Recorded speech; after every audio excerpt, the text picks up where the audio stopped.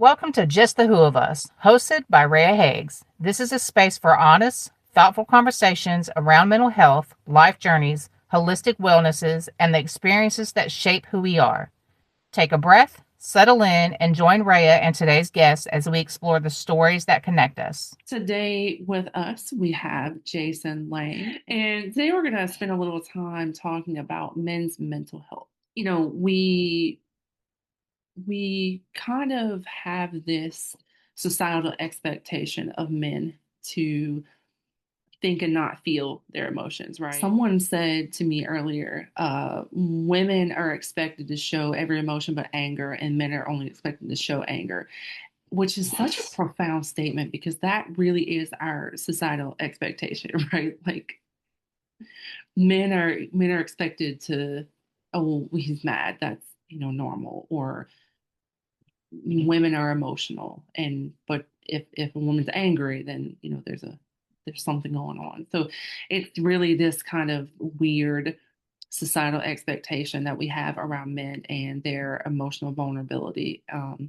And so I'm excited to have you here today to shed some light on men's mental health and tell us a little bit about who you are.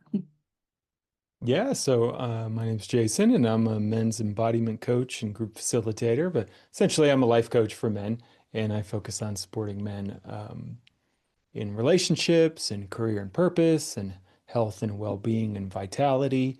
And this kind of mental health component is so big and underlies so much of the stress and challenges so many modern men have. And this idea. Um, has become something I'm really passionate about. That in particular, one of the greatest ways to resource men against some of these challenges is actually just getting connected, right? So I'm sure we'll get into it more, but one of the many messages, men tend to internalize in our culture is to be a man means to be tough and to just figure everything out on your own and not ask for help. And that has some seriously detrimental impacts on men long term in terms of their mental, physical, and emotional health. Yeah, very much so. And part of what we're going to talk about is in terms of parents, men as parents, but also for men who don't have children, because you Yeah. know, part of this is not only the societal expectation, but there's a lot of expectation for men as parents to teach their sons certain roles, their daughters certain roles, or to be one way with their Hmm. sons and be one way with their daughters. And I've um, I've had the joy of experiencing a lot on social media, I guess in the past couple of years, of men expressing the necessity of expressing emotion, and particularly when it comes to raising children, because Yeah. it's just another one of those generational cycles that we want to break. Outside of our societal standards, we have our household standards, right? And for so long, it was a household standard to be the tough guy. And it brings me great joy to see the amount of men who come on social media and talk about, the things they teach their sons, emotional intelligence, because let's face it, emotional intelligence and really mental health was not a conversation that anyone was having 10 years ago, 5 years ago, even really. I think it's been kind of maybe since COVID that we, like, our mental health became like a actual focus. Yeah. Yeah. I mean, it greatly accelerated so many of the challenges we're seeing right now, both for men, right? There was a time during COVID when I was working with guys, and some guys, if they weren't on a Zoom call with me, that was it. They didn't have any other connection in their life. They were living in Yeah. an apartment, single or solo. They couldn't go to work. And that highlighted, I think, a lot of the social challenges Yeah. men have these days. And obviously, it showed so many kinds of issues for kids, in terms of getting shoved even more onto devices, which totally impacts their well-being and ability to connect. These things were really highlighted in Yeah. some pretty substantial ways. And that, yeah, this training that so many of us men unfortunately don't get goes back pretty early.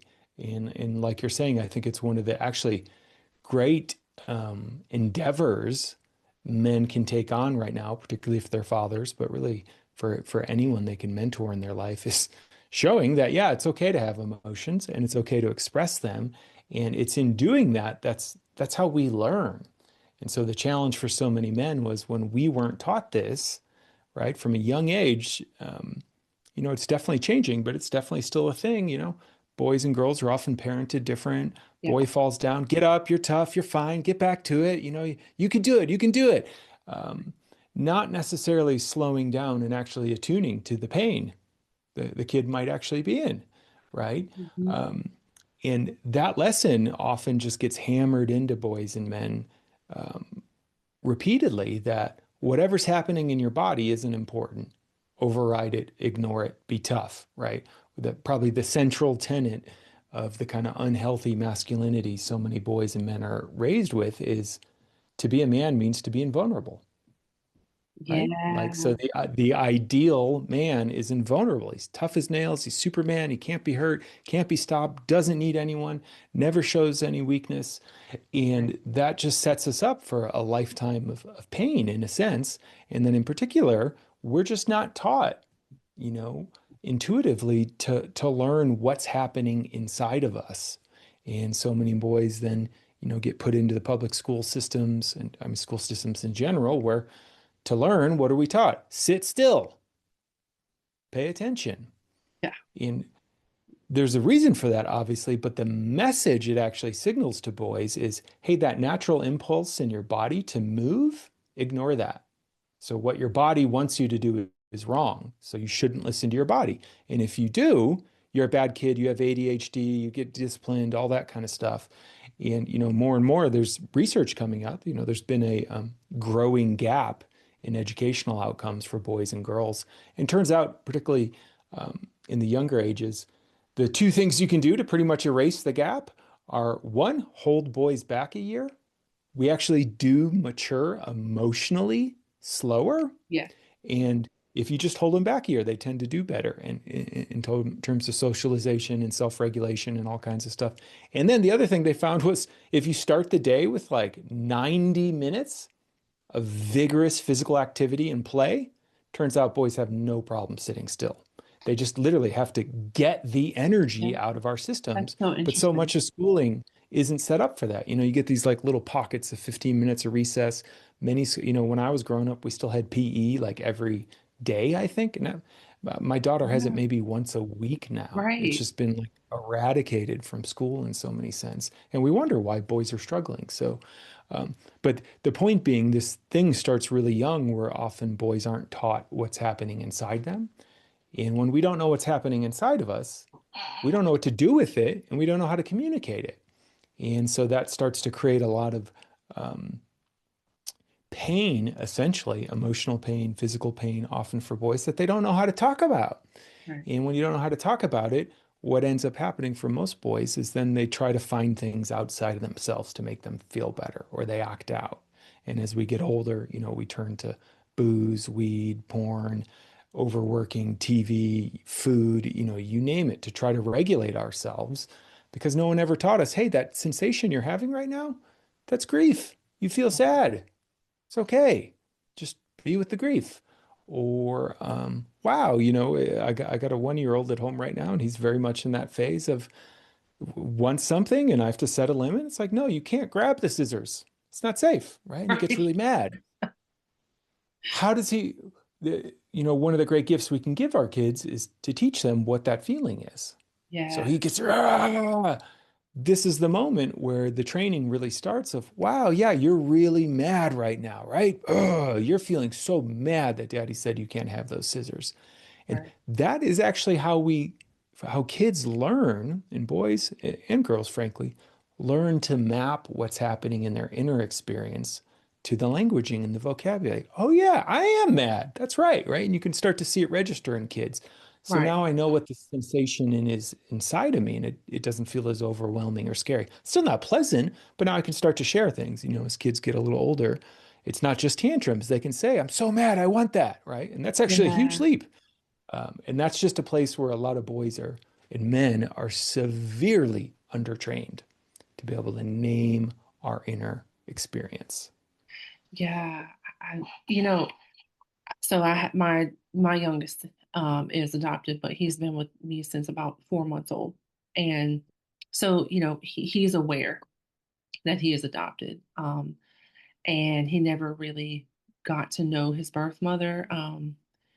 There's kind of circumstances around that, like he knows who she is, um, Yeah. but so there's still that major disconnect. And recently, we had a conversation, and he said to me, "I'm just a little angry all the time." And I was like, that's phenomenal. Like to Yeah. acknowledge at 10 years old, to acknowledge that, because there's been some behavioral issues, there's been some, different things. And so Hmm. I was like, that's amazing. That's phenomenal that you can acknowledge that. And he just like broke down. And then we were able to actually start working on that, to actually say, okay, Hmm. well, let's correlate this angry feeling that you feel all the time with these behaviors. And we've actually seen a very big difference. School alone, like Wow. behavior has Yeah. been a huge night and day change. Now, there's also some Christmas parties that he's wanting to go to, so there's some incentives there. But Sure. he even brought to my attention yesterday, I think it was, an incident at school. He was like, that I felt like I could get really mad about this. He said, but I just took that, like they were playing Gaga Ball, which I'd never heard of until this year. He's like, I just took the ball and I threw it and I walked away instead of like getting into Yeah. it with this kid. And I was like, that's crazy. It's great. Like, Yeah. so when we're able to acknowledge those emotions, and then we can start, okay, well, then we had the conversation. Well, there's kind of two parts to this: hurt people, right? And you Hmm. have to understand that, for one, hurting everyone else is never going to hurt the person we're actually mad at. Yeah. And even in trying to hurt the person we're mad at by hurting other people, that it doesn't change our feeling, right?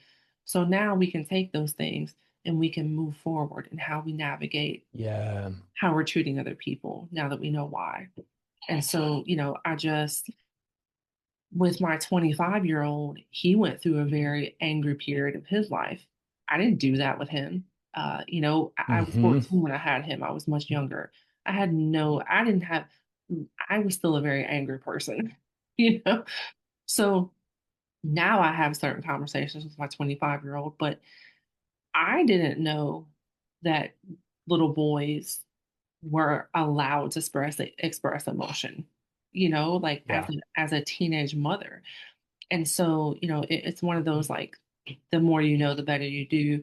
But it really also goes to speak to our, like, how society has changed and become more receptive to, oh, men can have feelings too. Yeah. And not just the negative ones. Totally. And it's a loaded term these days, but we've all heard the term the patriarchy. But the thing a lot of people don't talk about is it hurts boys and men just as much as anyone else in terms of Yeah. the terminology. A lot of people in this space we now use is this idea of the man box, which is essentially this. Okay, so there's this box of behavior you have to stay within to be considered a man. And if you don't check the list of that box, you're called all the things we can imagine, less than a Right. man, the different names, the derogatory terms.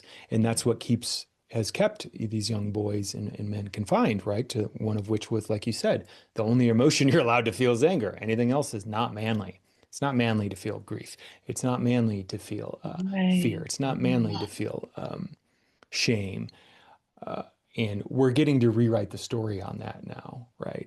This is a big part of healthy men's work culture. It's like, no, it's actually the manly thing is to be able to feel those things and not have them take you over or define your behavior and way of being in the world. And this is where, men can be great models for boys of what it shows, where they can show them what it means to healthily express and hold an emotion, right? That Yeah. there's a huge difference. Like, as your son is discovering, between healthy anger, which is just energy in our body, and aggression, which is when we take it out on other Right. people. And So anger much. itself is not a problem. It actually Right. means we care about something. We don't get angry about things unless we care about them. That's a And for a great lot of point. boys and men, anger is often a secondary emotion because of what we're taught that, oh, I'm not allowed to feel this thing underneath, but I am allowed to feel anger on top of that. And as you discovered, right, you start to create a safe space for the anger. It turns out there was actually a lot of grief underneath for him, Yes. right? And a lot of times the anger is coming out, it's because there's fear or grief or uncertainty or something in, Yep. teaching our kids that, yeah, it's okay to be angry. Like, here's some healthy ways to do it. My wife's been doing this with our 6-year-old daughter. They're calling it their anger dojo, where they practice, if you're feeling angry, what's a healthy way to move this, right? I You can love punch that. a pillow, you can cover your mouth and scream, you can shake, you can push into each other in a wall with like to get that energy out. And that teaches that, oh, okay, the energy is not the problem. It's what I do with it. So I just Yeah. need some tools to learn to move it and deal with it. And then oftentimes we move a little bit of that energy and the deeper emotion can come or the relaxation can come. And these are real skills that not only boys need, but men need, right? This is a Right. lot of the work I do with men is teaching them, hey, actually, instead of burying all this deep down inside, let's work on bringing it forward and allowing it to move through you, so you're not wasting all this energy trying not to feel something in your life, which is a huge challenge for so many guys, where they're constantly avoiding certain feelings. And that has a huge cost long term. Yes. Yeah. And you mentioned grief too. And my husband's mom passed about 7 years ago, Mm, yeah, and she lived with us at the time. And I remember he said to me, maybe like a couple years after, that he felt like in the time where she passed, he was expected not to feel, not to experience, not to grieve yeah, because, society, first of all, well, you got to go right back to work. When someone passes, you might get the day of the funeral off if you're lucky. hmm, Luckily for us, his employer let him take a couple weeks off. Um, you know, he's been there since the beginning of the company, so they should anyway. yeah, totally. But It's a big deal. but not everybody has that luxury. You might get lucky to go to the funeral, and Yeah, so it's just like having a baby for the mother and the father. You're expected to meet more so for the father because you might get a day or two off. Oh, she's out of the hospital. yeah, Great, come back to work. And so these intense moments in our lives, we really are expected to just take the minimal time and get back to the things that everyone else needs from you. And I remember hmm, that experience with him. He was like, I don't feel like I was really allowed to process and to grieve. And I felt like as a man, I was supposed to just accept it and get over it. And that's not yep, within the household. That's within the world, whether it be totally. his own family or work or whatever the case may be. And I was like, man, that's not good. Like that's what can we do about that? And luckily there are people that work to change, how society sees things like that, such as yourself. But it was an experience that I was like, that's that's crazy. Yeah, yeah, and I mean that's the kind of central, I think, root to what I see with so many men is to then why we turn to substances, addictions, Yes. different things to help, Yeah. because we're not allowed to feel the thing underneath, so we need to change our state Yeah. essentially.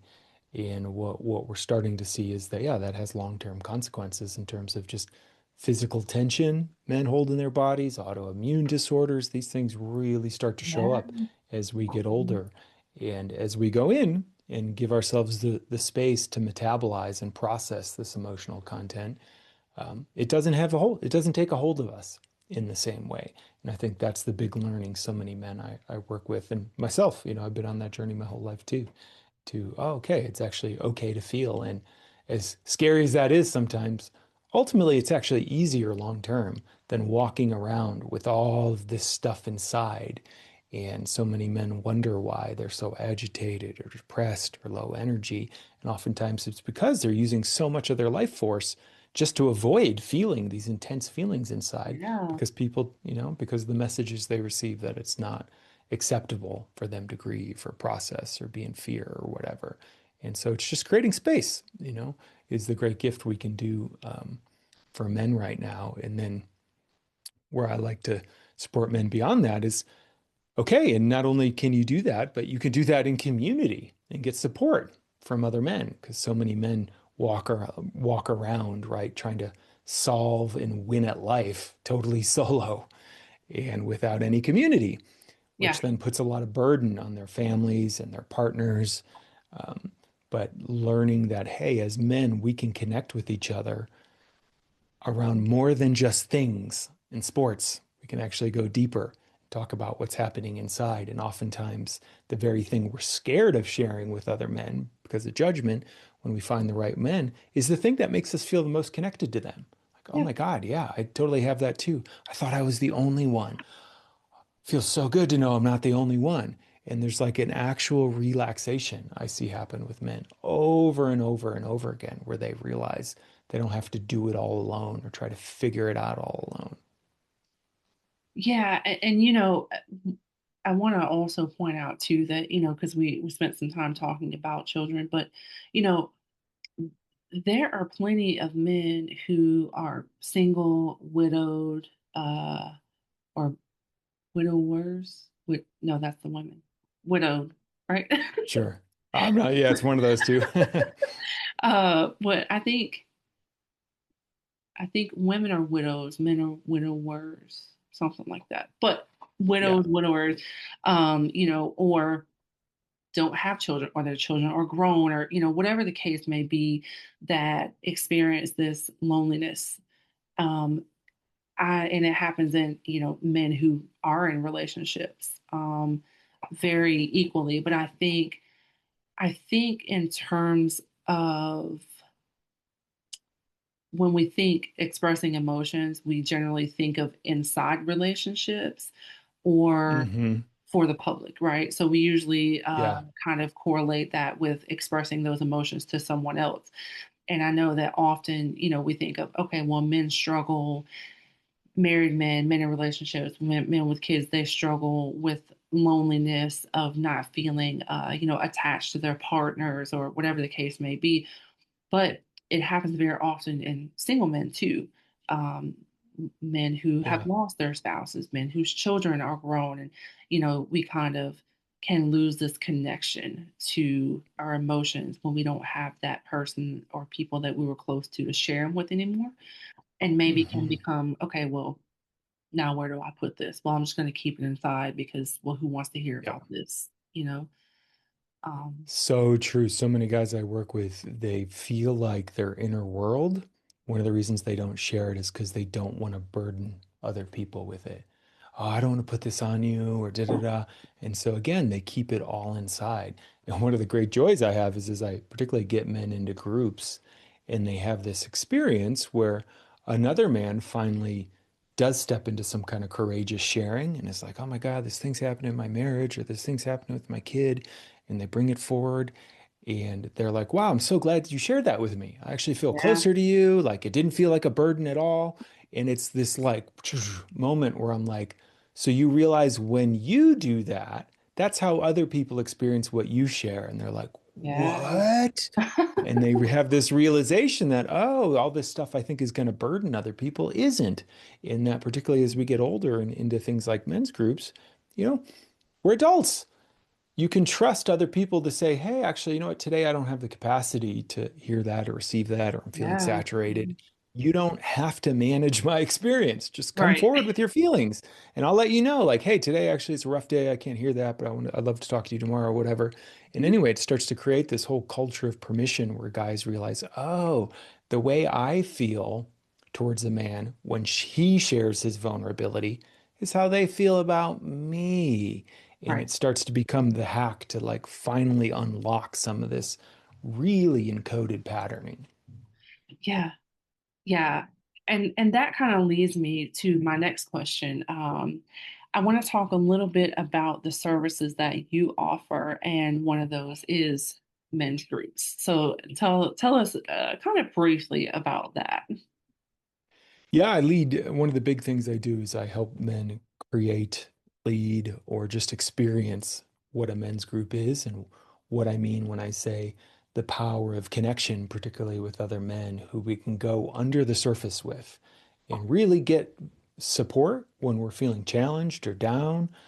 Um, and also be held accountable when there's something really important in our life we want to bring forward.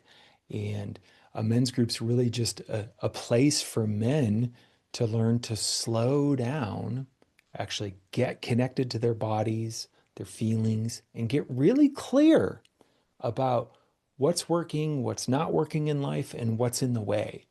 And then we get communal support around that. And what it does is it just tends to accelerate men's lives. They get more of what they want. It's a Right. simple way I can Right. put it. Their relationships get better, they get raises at work, their health goes up, because we all do better when we grow together in community, despite all the programming we get as men. And so a men's group, is a way to just tackle life with a team in a sense, right? And guys, they get so attached to this kind of romantic cowboy, rugged individual stuff. And, I'm like, well, there's a reason, uh, one thing guys love is you talk about Navy SEALs. Like they don't train alone, they train together as a team. Why do they train together Yeah. as a team? Because Yeah. they're more effective.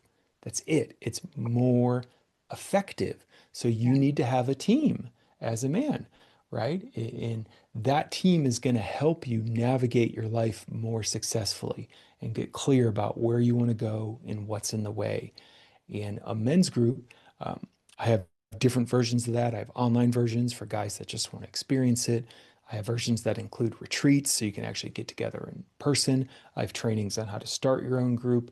It's really this big shift that it is one of the greatest investments men can make right now is in other men, and it pays dividends, right? In their intimate relationships, in their families, in their works, in their Yeah. work, because we start to get feedback about how we're showing up in life.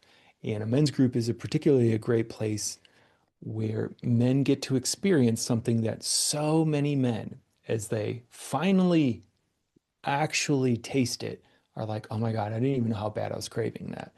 And that's loving, caring feedback from other Yeah. men. So this, the um, teacher and author and therapist Terry Real calls it carefrontation. Mm. It's where I'm going to confront you, but with care, not to shame you, not to knock you down, but because I love you and I know you and I see you. I kind of frame this as the spinach in the teeth moment, right? It's like you're going through life and then suddenly, finally, someone's like, "Hey, do you realize you have a huge piece of spinach in your teeth?" And you're like, "Oh, really? I do." Kind of embarrassed. But then it's like, "Wow. Thank you for telling me because all those other people today, no one told me, and I've been walking around like an idiot. I actually Right. trust you more now because you showed care for me to reflect something to me that I might not have been aware of. And men thrive with that. Sometimes it's like a little edgy to receive it, but the feeling that, wow, someone is paying attention to me and wants me to succeed. It's like fuel for the fire of men's achievement. And when they get that from a community, it becomes like we become kind of unstoppable in a sense where it's like, wow, I don't have to worry about every single thing because I got, six, 10 other men who have my back. Yeah. And when someone's watching my back, guess what? I can actually just pay attention to what's in front of me instead of Yeah. having to always be on the lookout for what I'm not seeing or worried about. And so um, I do a lot of work with men, but the thing I'm most passionate about is getting guys into groups and having the experience of what can happen when they get connected to other men. Yeah. It's, as humans, we need other human connection, right? That's just Totally. what it is. And, it's one, if not the thing that we do as coaches to take our experience Yep. Think, okay, how can I benefit the world? How can I benefit other people? It's, talking about your own experience, like you said, it can really save someone's life potentially. Yeah, totally. Suicide rate among men is high, and having someone who you can understand through their life experience could be life-saving. It's so true.